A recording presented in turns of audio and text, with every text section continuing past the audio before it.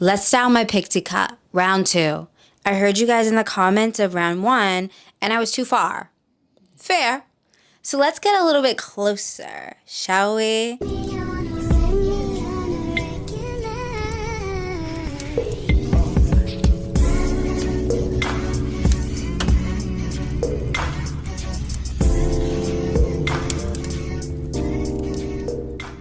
This is my go-to mold when I don't have a lot of time to do my hair, or I do have a lot of time and I'm lazy.